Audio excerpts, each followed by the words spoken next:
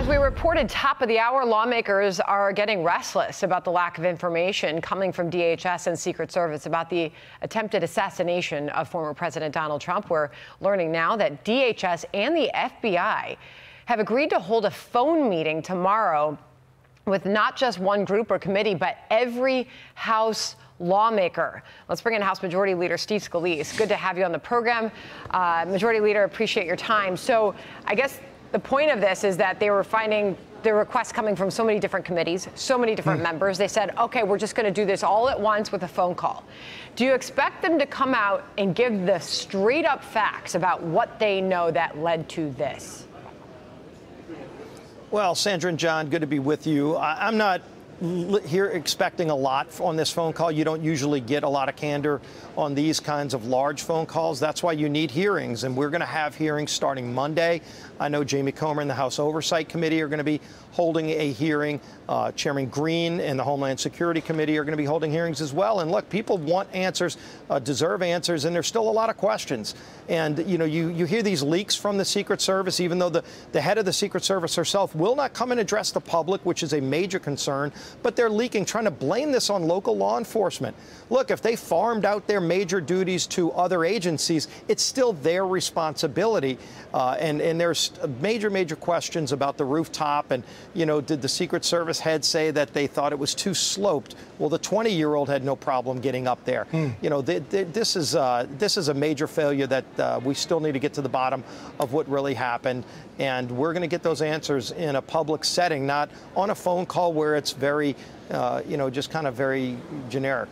On those 2 points, Congressman, first of all, let's put up some VO here of people identifying the shooter on the roof. Listen here. There he is right there. Right there, see him?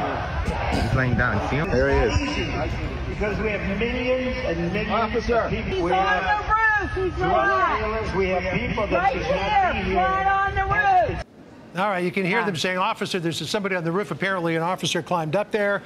Crooks apparently pointed his rifle at him. The officer jumped back down off the roof for fear of being shot instead of engaging him. But here's what the Secret Service Director, Kim Cheadle, said about why they didn't have anybody up on that roof. You mentioned this. Here's what she said. That building in particular has a sloped roof at its highest point. And so, you know, there's a safety factor that would be considered there, that we wouldn't want to put somebody up on a sloped roof. And so, you know, the decision was made to secure the building from inside. You pointed out, Congressman, that the shooter didn't have any problem getting up on that roof. And if you look at pictures of the counter-sniper team, they were set up on a roof that looked like it had exactly the same slope. So what do you make of that excuse? I think there's a crisis of confidence right now at the top level of the Secret Service, not the agents on the ground, but the head of the Secret Service. And many of my colleagues have been expressing the same concern. For her to make a statement like that, it raises even more questions. You know, why wasn't a counter sniper team on that rooftop? And as you pointed out, the other roofs had similar slopes. The shooter had no problem maneuvering that roof himself. And so, you know, whether she took this seriously enough or not, we surely haven't gotten the answers that we deserve. And we're going to get those answers. And frankly, there needs to be accountability. Unfortunately, one of the things we've seen from the Biden administration in so many areas of failure is that there is no accountability. And at some point, if somebody doesn't do their job properly, you need to bring in somebody else. This is too important of a job. Your one task is to protect the presidents of the United States and former presidents of the United States.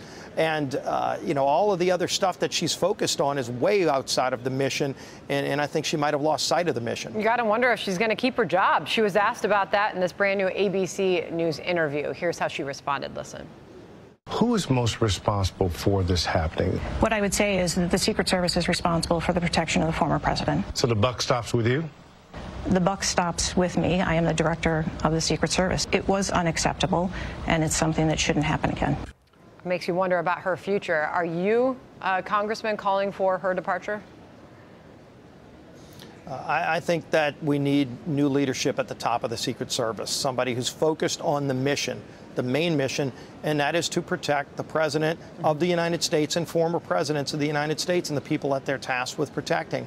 Again, all the other things you see in their mission statement that have nothing to do with that show you that she has taken this agency in the wrong direction and lost sight of what her main mission is supposed to be. Yeah, I was talking with former Congressman Jason Chaffetz earlier today. He's going to be on the program tomorrow.